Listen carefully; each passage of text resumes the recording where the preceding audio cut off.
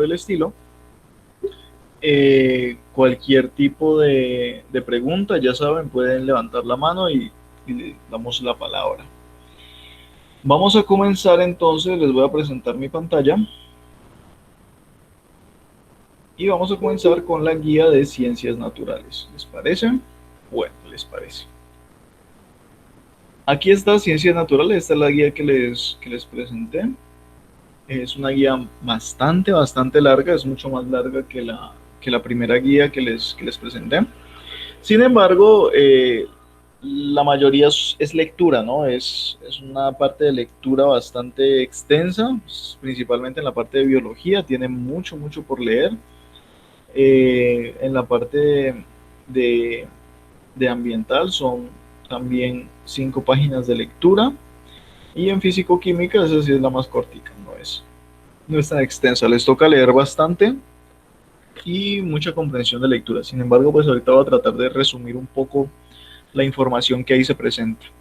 Como siempre, el número de la guía, el periodo, la fecha en la que se los entregué fue el 2. La fecha para que ustedes lo entreguen es máximo hasta el 18. Es un tiempito prudencial. El tema de biología es reproducción humana. Ya trabajamos con la parte de la gametogénesis, pero ahora vamos a trabajar con reproducción humana y salud sexual. Principalmente vamos a trabajar con salud sexual. Ya ustedes saben que pues a estas alturas yo creo que todas ustedes y todos ustedes ya son activos sexualmente hablando, tanto hombres como mujeres de este grupo ya son sexualmente activas y en caso de tener relaciones sexuales pues ya saben que hay varias posibles consecuencias, entre ellas relacionadas con infecciones de transmisión sexual y pues por supuesto los embarazos. Entonces esta guía va a tratar de esos dos temas en particular. Eh, Aquí, ¿qué información van a encontrar? Van a encontrar información respecto a qué son las infecciones de transmisión sexual.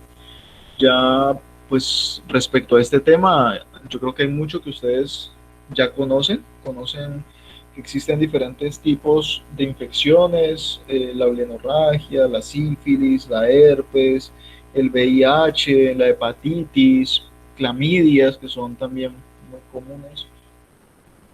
Son infecciones que podemos adquirir cuando tenemos relaciones sexuales sin protección. Entonces es una invitación a diferentes mecanismos para prevenir, ¿vale?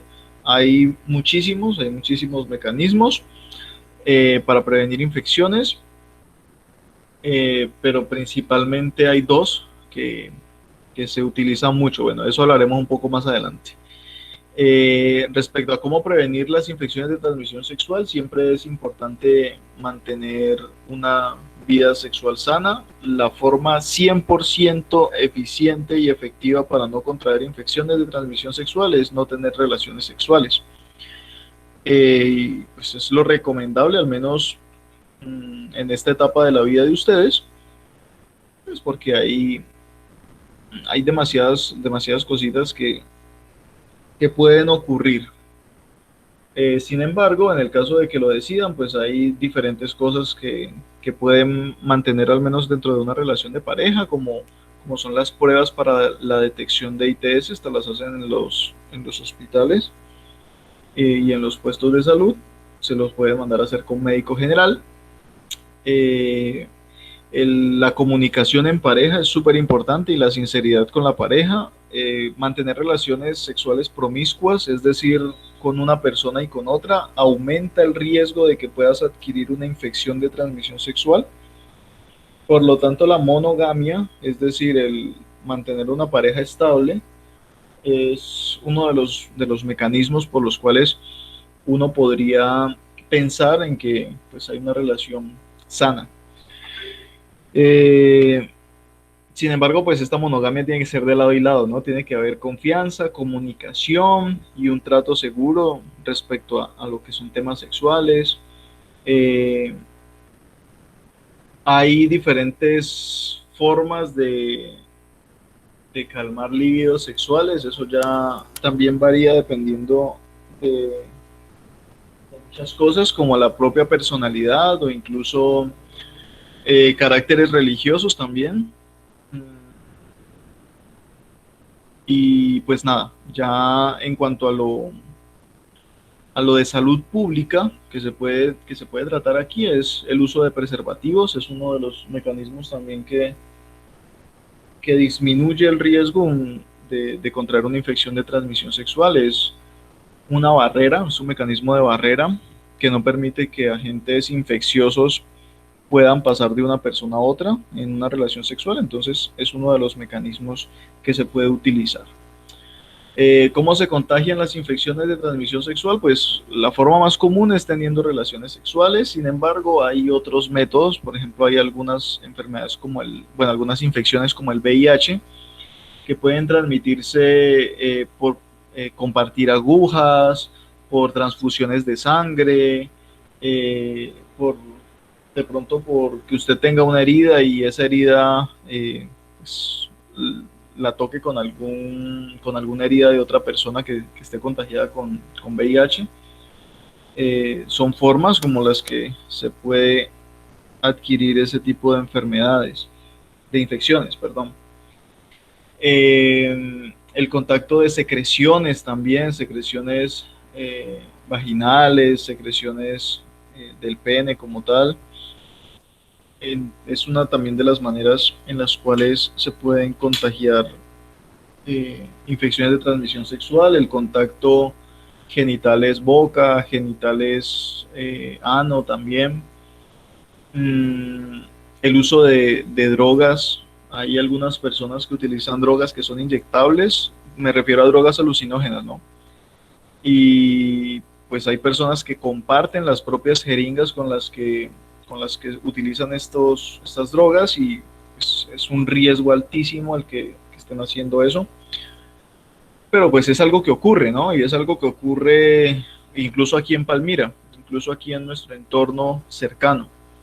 Y pues es una información que hay que dar. Bueno, aquí ya hay información bastante específica, hay mucha información.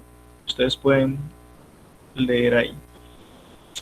¿Cómo sé si alguien tiene infecciones de transmisión sexual? Pues solo hay una forma eh, segura, 100% de saber si alguien tiene una infección de transmisión sexual y es el examen médico, ¿vale?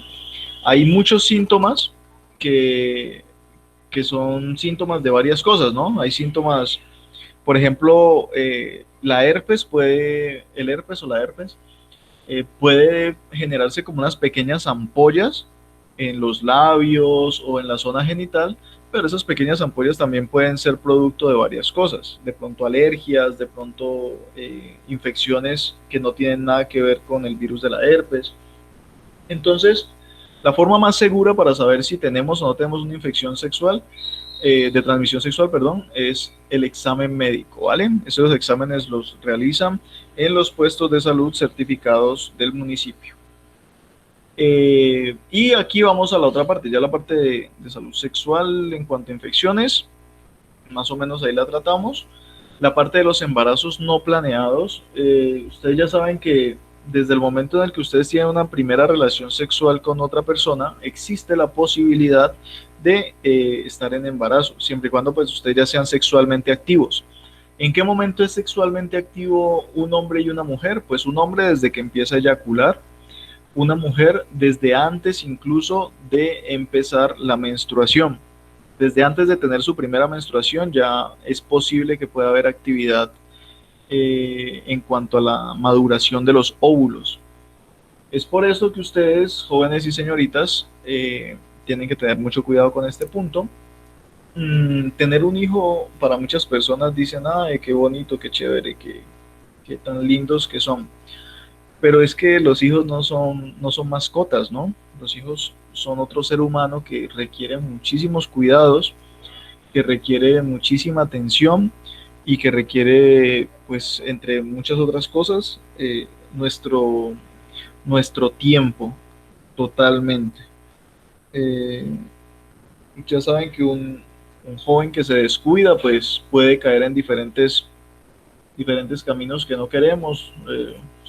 Hay caminos en cuanto al robo, al sicariato, a la venta de y utilización de drogas, etcétera, etcétera, etcétera. Hay muchas cosas que pues que no creo que ustedes quieran para sus hijos y que algunas veces por la propia irresponsabilidad que nosotros tenemos cuando somos adolescentes, no alcanzamos a medir.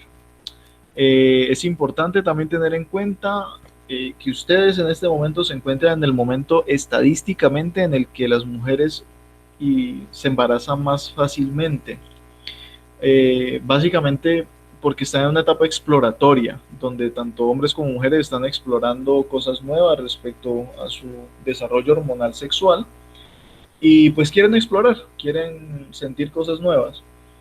Y pues no está mal, no está mal, pero pues la responsabilidad que tiene esto sí es muy grande. Como les digo, el principal método para prevenir infecciones de transmisión sexual y embarazos no planeados es no tener relaciones sexuales todavía, al menos darse un tiempo y esperar hasta la madurez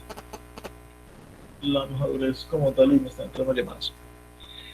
Eh, bueno, sin embargo, pues también hay algunos motivos también para embarazos en adolescentes. Hay casos de abusos, de violación o explotación sexual en adolescentes. Esto también es algo que ocurre y de lo cual ustedes tienen que pues estar bastante bien informados.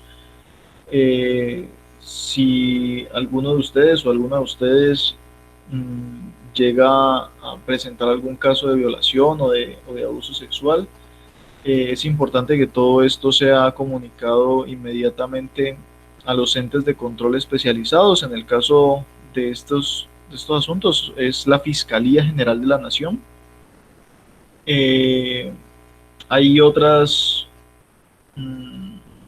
razones, por ejemplo, la inequidad en educación sexual. Cuando no se habla de educación sexual en el colegio o en la casa, pues también pasa mucho que los chicos simplemente se dejan llevar por sus instintos y pues pasa lo que pasa. Los niveles de pobreza es muy, muy, muy común que entre más alto sea el nivel de pobreza, haya una mayor probabilidad de empezar eh, embarazos en la adolescencia y de hecho también embarazos múltiples a lo largo de la vida. Entonces, tener también en cuenta eso, que los hijos son, eh, pues los jóvenes en general, los niños, requieren también mucho dinero para su crecimiento y pues tener muchos hijos y no tener un trabajo estable, pues aumenta también los índices de pobreza y las dificultades. Eh, Inicio temprano en las relaciones sexuales, lo que les decía hace un momento, pues a veces es mejor esperar, no dejarse llevar por los instintos, influencias de los medios de comunicación. Esto cada vez es más, pues es más, tiene una influencia más grande en los adolescentes y es que lo que digan los medios de comunicación es lo que me sirve y es lo que tiene que ser y pues se dejan llevar, ¿no? Un poquitico por eso. Y entonces si el youtuber o el influencer de confianza les empieza a hablar de que vamos a probar esto otro, o el grupo social empieza a hablar de eso, eh, también pues pueden ocurrir estas cositas. Hace unos años habían algunos juegos entre adolescentes, incluso llegaron aquí a Colombia, juegos que incluían prácticas sexuales sin protección entre adolescentes. Y por supuesto esto tiene un riesgo altísimo, no para la moralidad, porque pues ya cosas morales es algo diferente, pero sí para la salud, es la salud pública, ¿no? Para la salud de la población en general. Aumentan los riesgos de embarazos, aumentan los riesgos de infecciones de transmisión sexual, aumentan los riesgos para disminuir las mejores condiciones de vida de un adolescente. Y pues las posibilidades también de estudio, la posibilidad de conseguir un buen trabajo y muy bien remunerado también disminuyen si tienen embarazos en edad temprana. Y pues decisión voluntaria también existe. Hay adolescentes que dicen, tú eres el amor de mi vida y pues quiero tener un hijo tuyo porque somos, eh, no sé, somos mitad y mitad de naranjas, somos dos medias naranjas que nos complementamos y entonces tengamos un hijo. Pero resulta que pues uno cuando es adolescente, el amor de la vida cambia cada 3 meses. Entonces eso es algo con lo que ustedes tienen que estar muy muy atentos y también tratar de sentar un poquitico cabeza, ¿vale? Y pues nada, las situaciones del embarazo adolescente, aquí también un texto como para análisis y ya, algunos métodos anticonceptivos que se mencionan respecto a lo que tenemos, por supuesto está el preservativo, es uno de los métodos más baratos y más utilizados. Dispositivo intrauterino que es para mujeres, es un método también que permite evitar los embarazos no planeados, pero no te evita que te vaya a dar una infección de transmisión sexual. Por lo tanto, siempre es recomendable utilizar un preservativo en el caso de tener algún tipo de relación sexual pues en pareja. Hay mecanismos inyectables que tienen sus pros y sus contras. Son a nivel hormonal. Generalmente cambian la dinámica hormonal en el cuerpo de la mujer. Esto puede tener unos efectos muy negativos a largo plazo, pero pues también tienen la condición pues de que evitas los embarazos.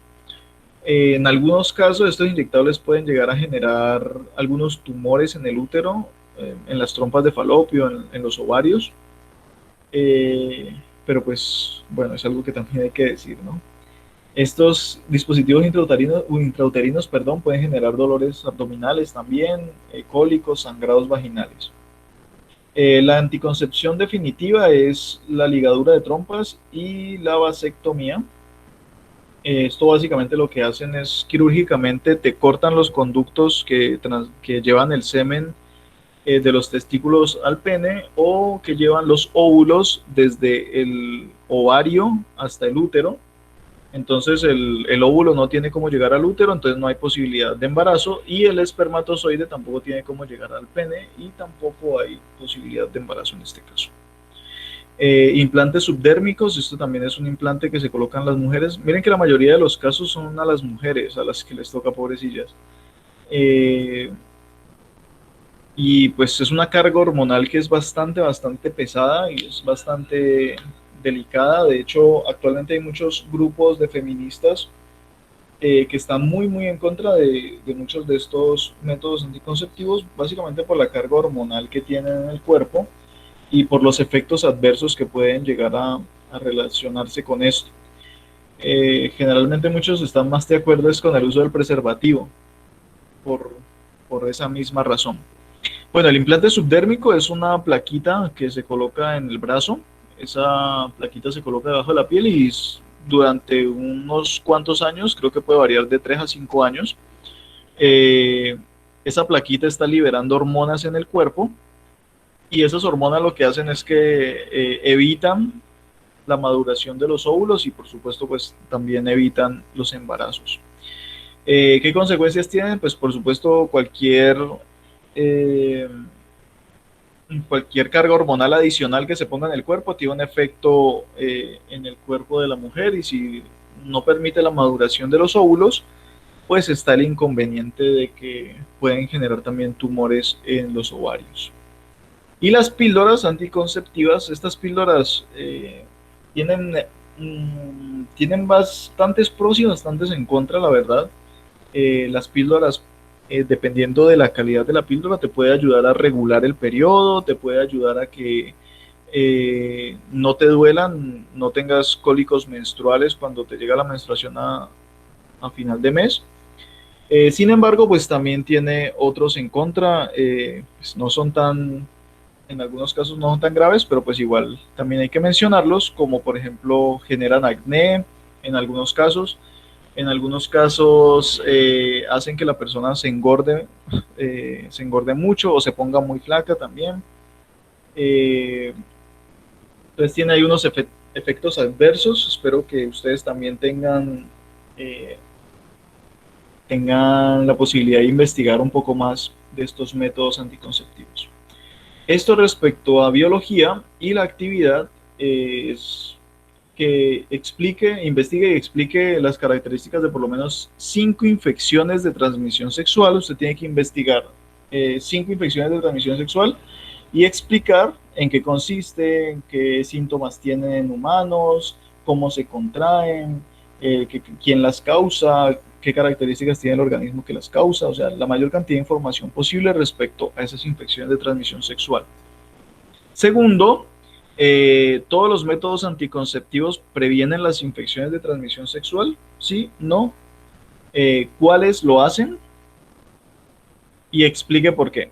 Es algo muy más bien explicativo, donde ustedes simplemente eh, desarrollan ahí la información que se les pide respecto a las infecciones de transmisión sexual. Y el tercer punto es el quiz. Este es el quiz de biología. Es algo bastante simple, lo hacen en una hoja de blog en blanco aparte, y lo marcan por supuesto nombre y grado. Elabore un mapa conceptual con el cual explique las características de todos los métodos anticonceptivos que existen. Usted va a buscar y va a explicar a profundidad, mucho más a profundidad de lo que les presenté a ustedes en la guía, porque aquí les presento algo muy básico. Ustedes me van a presentar en su mapa conceptual una explicación a fondo respecto a qué son los métodos anticonceptivos, cuáles existen, qué características tienen esos métodos anticonceptivos y cuáles son los pro y los contra de estos métodos anticonceptivos. Es muy importante esta parte, ¿listo? Necesito saber cuáles son los pro y los contra de estos métodos anticonceptivos. ¿Dudas, inquietudes en biología? No, profe. Perfecto. Vamos entonces a la parte de ambiental. En ambiental tenemos el tema de ecología de población. Esta vez vamos a hablar un poquitico de factores que afectan los tamaños de las poblaciones. Hay dos tipos. Hay factores limitantes dependientes de la densidad de la población. Esto quiere decir que ustedes ya saben lo que es densidad, porque esto lo vimos en el primer periodo. Es la cantidad de individuos que hay por proporción en área. Entonces hay algunos factores que son limitantes dependientes de la densidad, es decir, que entre más individuos hayan en un área geográfica como tal, va a haber mayor posibilidad de que estos factores entren en acción.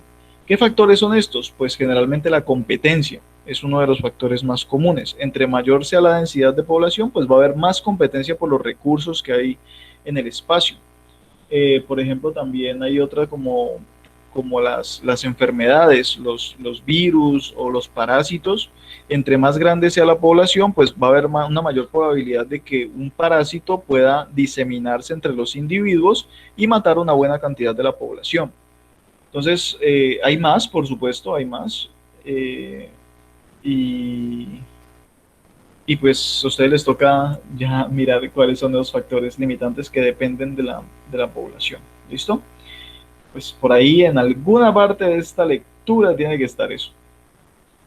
Y siguientes son los factores limitantes que no dependen de la densidad de la población, es decir, que las poblaciones pueden aumentar de tamaño sin ningún problema, y estos factores los van a afectar así la población sea densamente pequeña o así la población sea densamente grande. Aquí le estoy dando un ejemplo. Si ocurre un incendio forestal en un bosque, no importa si la población es pequeña o es grande, ese incendio lo va a afectar, porque lo más probable es que mate una buena cantidad de los individuos de la especie que está en el bosque, ¿cierto? Hay diferentes cositas que afectan en cuanto a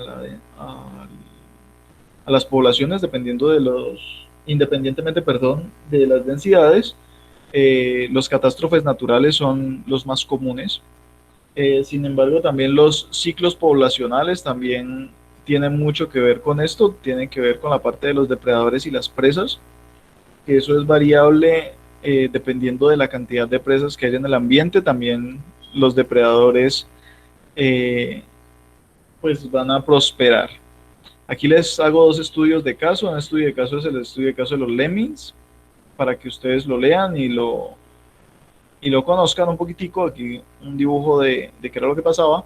y el estudio de caso de los linces y de las liebres, que son también otra relación cazador-presa. Esto también ya lo vimos, ¿no? En cuanto a los gráficos de crecimiento poblacional, pero pues aquí les doy un estudio de caso específico, en donde se hizo la medición de las poblaciones desde 1945 hasta 1925 y pues se pudo tener exactamente cuáles eran las densidades de las poblaciones y se puede ver claramente cómo fluctúan dependiendo eh, de las densidades. Bueno, esto es ambiental y la actividad aquí en ambiental son 3 puntos también. Explique qué características tienen los factores limitantes del crecimiento de las poblaciones denso dependientes. Realice dibujos para representar. Usted me va a explicar, me va a hablar de qué características tienen los factores limitantes del crecimiento de las poblaciones que son denso dependientes y me va a hacer dibujos respecto a eso. Y también va a hacer lo mismo, pero con los factores denso independientes. Es decir, lo va a hacer tanto para uno como para el otro. Y el punto 3, este es el quiz. El quiz es que usted elabore un folleto en 6 partes, significa que su folleto va a tener 3 partes adelante, 3 partes atrás, y en ese folleto usted va a explicar información referente a los estilos de vida R y K y los factores que limitan el crecimiento de las poblaciones, es decir, los factores denso dependientes, denso independientes. Como va a ser un folletico, tiene que ser muy ilustrativo, tiene que tener dibujos, tiene que tener información relevante. ¿Preguntas, inquietudes respecto a ambiental? Sí, profesor. Hágale, Jeremías. Justamente respecto al punto 3, y lo mismo me pasó en físico-química, de que entonces ese folleto va a estar seccionado en 6 partes, Sí, en las que hablaremos de ese tema, de la información de los tipos de vida R y K, ¿verdad? sí, sí, sí. Y también de los factores que limitan el crecimiento de las poblaciones, ¿no? Tanto denso-dependientes como denso-independientes. ¿Cuál es el reto?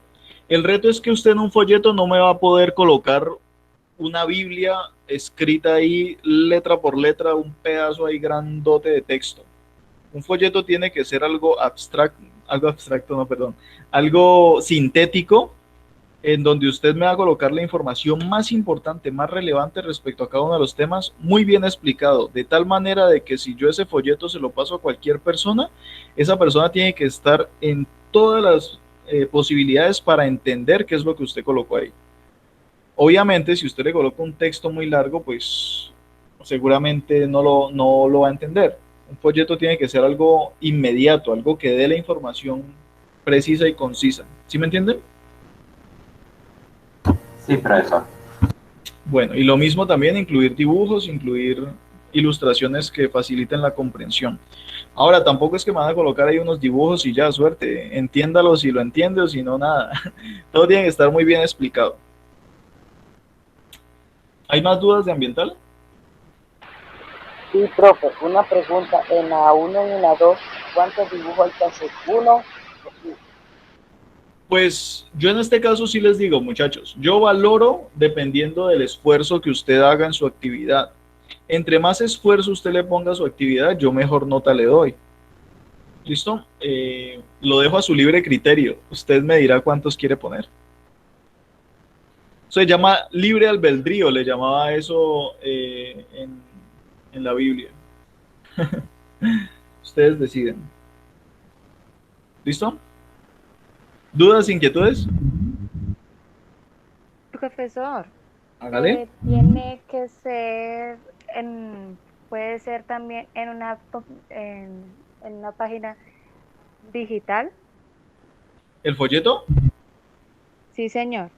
Sí, sí, claro, puede ser, pero pues ahí me tendrías que mostrar cómo haces tu folleto para que sea 3 partes, ¿no? Te tocaría hacer un PDF, supongo, bastante grande que me presentes.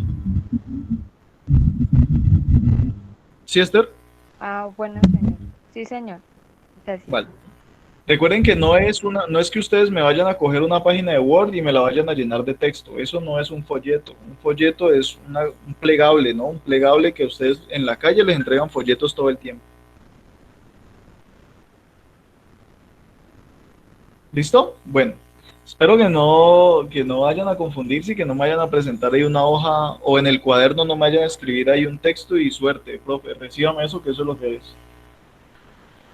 Listo, vamos entonces con físico-química, que el tema que tratamos aquí sigue siendo ácidos y bases, pero en este caso vamos a trabajarlo en el sentido de la importancia que tienen estas sustancias en las sociedades humanas. Este es bastante corto, simplemente hablamos un poquitico respecto a los elementos ácidos y básicos, que ustedes ya saben lo que son, y cómo dependen de las concentraciones de iones de hidrógeno y de iones OH en una sustancia. Y bueno, esa información ya la vimos en la guía 1. ¿Qué información tenemos acá respecto a cuáles son los elementos acidificantes y basificantes en la alimentación que nosotros tenemos? En la alimentación diaria ustedes van a encontrar aquí algunas sustancias que consumimos y que pueden hacer que nuestro cuerpo se ponga más ácido o más básico, teniendo en cuenta también que las condiciones más ácidas son más estresantes al cuerpo y por lo tanto están muy relacionadas con el envejecimiento temprano, por ejemplo, y con diferentes tipos de enfermedades. Bueno, ¿qué se recomienda? Mantener una dieta que sea un poco más básica, que mantenga nuestro cuerpo en un pH más bien básico. Y pues aquí algunas recomendaciones. El consumo de frutas, verduras, perdón, miel, germinados son como eh, eh, como pepas. Legumbres, abundante agua, actividad física, mantiene el pH del cuerpo básico y eso pues es un poco más saludable al menos. Sin embargo, pues también hay alimentos que nosotros consumimos que son acidificantes como cereales, harinas, azúcares, grasas, las grasas principalmente, eh, y alcohol, por ejemplo, también. Mantenerse sentado en casa sin hacer ejercicio también mantiene el cuerpo un poco ácido. Y acá un poquitico de cómo se utiliza el pH en la industria. Eh, Aquí también se habla un poquitico de cuáles son los usos que se dan en la industria de diferentes formas, tanto en el control de procesos industriales, también como mirar a ver en qué punto se pueden hacer más eficientes los procesos. En la industria agrícola también se utiliza muchísimo ácidos y bases, dependiendo de, por ejemplo, de abonos que se utilizan, en fin. Información también acá adicional respecto a algunas sustancias que se utilizan tanto en, en la industria química como en la industria farmacéutica, en la industria de los alimentos. Entonces aquí hay algunos ejemplos de sustancias tanto ácidas como básicas que se utilizan en esos contextos. ¿Listo? Y finalmente pues aquí algunos dibujos de cositas tanto ácidas como básicas que se tienen en cuenta dependiendo del pH. Recuerden que un pH por debajo de 7 son sustancias que son ácidas y pH por encima de 7 en la escala del pH son sustancias básicas y ya, eso es más o menos la información. ¿Dudas, inquietudes de físico-química? Bueno, la actividad es la siguiente. Primero, investigue y explique qué importancia tiene el uso de ácidos y bases en la industria alimentaria. Ahí les toca a ustedes hacer un trabajo de investigación. Yo les recomendaría que busquen el uso de ácidos y bases en la industria agrícola, que es muy importante por la parte de los abonos principalmente, y también por la de los productos procesados, ¿vale? En la industria alimentaria, desde el antiguo Egipto, ya se utilizaban algunos ácidos para mantener conservas, para mantener sustancias conservadas, ¿no? Segundo, investigue qué importancia tiene el uso de ácidos y bases en la industria de la salud. Aquí les hago la recomendación de que investiguen respecto al uso de ácidos y bases en la industria farmacéutica, principalmente, ¿vale? Que ahí es donde más se utilizan elementos de estos tipos. Y finalmente, el punto del quiz de físico-química es básicamente muy parecido al de ambiental. Tiene que elaborar un folleto de 6 partes en las que se explique qué son los ácidos, qué son las bases, cómo se mide el ácido y la base en una escala de pH, cuál es la importancia de los ácidos y las bases en la industria, y debe incluir dibujos. Por supuesto, vuelvo y le repito, al ser un folleto, esto tiene que ser algo muy sintético y específico, donde ustedes den la información específica de lo que van a hablar, y deben, por supuesto, incluir dibujos que sean representativos a lo que usted está hablando. ¿Vale? ¿Dudas, inquietudes, preguntas?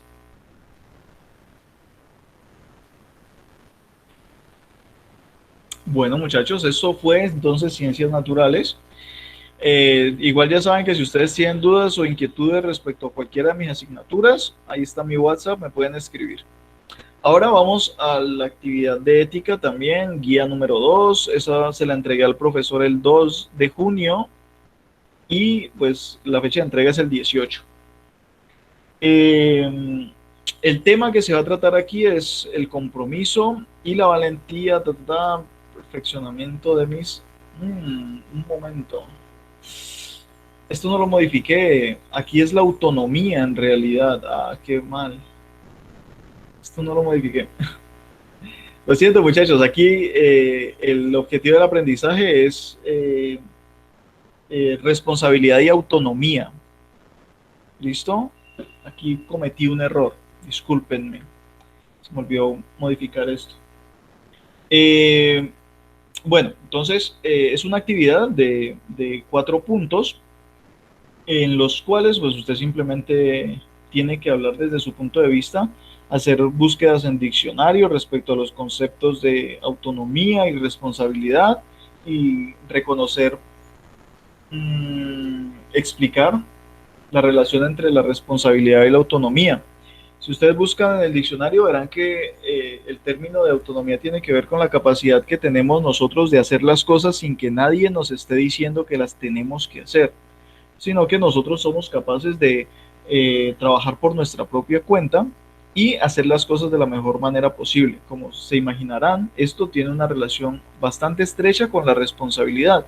Si una persona es responsable, es autónoma también, porque ven sus responsabilidades como algo que tiene que hacerse y que debe hacerse dentro de los tiempos que se le especifican. Si una persona no es responsable, no es autónoma.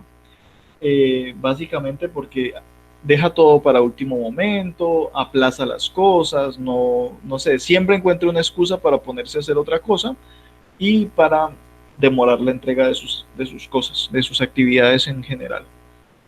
Entonces ahí les toca a ustedes hacer una búsqueda en el diccionario. En el primer punto tienen que escribir un texto argumentativo. Oh, fue madre, estoy escribiendo horrible. Un texto argumentativo, es decir, un texto tipo ensayo. Y en ese texto ustedes deben explicar la relación entre autonomía y responsabilidad. Un texto argumentativo no se construye en 2 líneas, por lo tanto yo espero que este punto 1 del texto argumentativo por lo menos tenga media página de desarrollo. ¿Listo? Segundo punto, mencionar y dibujar 5 ejemplos de autonomía y explique por qué considera que son ejemplos de autonomía. ¿Listo? Esto ya es algo personal. Tercero, consulte en el diccionario el significado de la palabra anarquía y escríbalo en su cuaderno. ¿Qué diferencias encuentras entre autonomía y anarquía? ¿Y es posible vivir en una sociedad sin normas? ¿Por qué? Usted ya le tocará consultar eso. ¿Qué opina de las normas? Ya le toca a usted también ponerse un poquitico en contexto.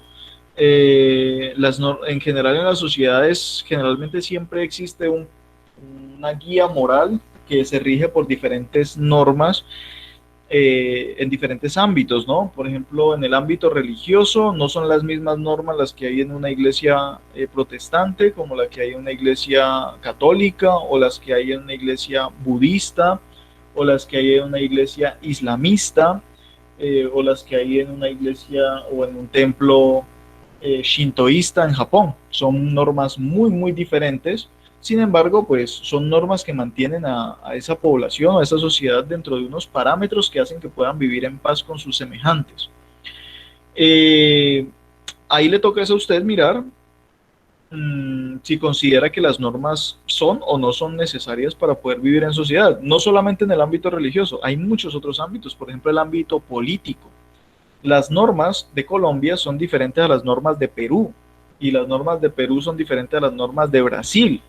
Cada uno de los países tiene una autonomía en cuanto a su legislación, en cuanto a las normas que establece para que la población pueda vivir en paz. De hecho, incluso las normas que hay en Palmira, las normas sociales que hay en Palmira, no son las mismas normas sociales que hay, por ejemplo, en Pasto. En Pasto la norma social es que usted tiene que salir y tiene que salir con un abrigo porque hace mucho frío. Pero aquí en Palmira usted no puede salir con un abrigo porque hace mucho frío. Aquí usted se rostiza. Entonces las normas sociales también son cosas que cambian de una población a otra. En fin, hay muchas cosas, ahí hay mucha tela de donde tejer y pues nada. Y el punto del quiz de ética va a ser un punto bastante, de pronto para los que no les guste tanto leer, de pronto va a ser un poco pesadito, pero es algo que me gusta mucho, que es muy interesante. Este libro, El Señor de las Moscas, es un libro que fue escrito hace unos años, es una novela posguerra, Segunda Guerra Mundial, eh, y tiene que ver justamente con este tema que estamos tratando, que es de lo que tiene que ver con la autonomía y la anarquía y las responsabilidades sociales como tal. Eh, este libro es muy interesante y tiene una temática muy interesante y yo pues me busqué en internet un resumen del libro, me encontré este resumen que tiene una, dos, tres páginas, es un resumen, imagínense, o sea, el libro es un poco más goloso y pues ahí está la información respecto a una historia de algo que sucedió a un grupo de ingleses, de niños ingleses. Entonces, con base en esa lectura, que ustedes van a tener que hacerla, con base en esta lectura, ustedes, el quiz es que desarrollen estos tres puntos. El primer punto es qué opina de la situación que narra la historia, qué cree que pasaría si la situación de la historia le ocurriera a usted junto con sus amigos más cercanos. El punto B dice, ¿cree que la situación presentada en la lectura es de autonomía o de anarquía? ¿Por qué? Que ustedes tienen que empezar a leer y mirar a ver de qué es que se habla en esa historia y si eso habla de anarquía o me habla de autonomía. Y el punto C es que elabore una historieta de 4 cuadros con el cual se resuma lo que ocurre en la historia. Entonces ustedes van a leer la historia y de esa historia van a tomar 4 situaciones que ocurren en orden cronológico. Cronológico significa que una que ocurre al principio, una que ocurre en la mitad, otra que ocurra más acá en la mitad y otra que ocurra al final. Y con esas 4 situaciones usted va a crear una pequeña historieta de 4 cuadros y la va a presentar, ¿vale? Este es el quiz, este punto 4. Y eso es lo que pues me deberían presentar. ¿Dudas, inquietudes respecto a la actividad ética? ¿Todo está claro? Bueno, muchachos, si todo está claro, entonces fue un placer tenerlos a ustedes por aquí el día de hoy. Espero que la información haya sido clara. En todo caso, si ustedes quedaron con alguna duda o no entendieron alguna de las cosas que se mencionan, pues bien me puede consultar por el WhatsApp. Voy a detener ya la grabación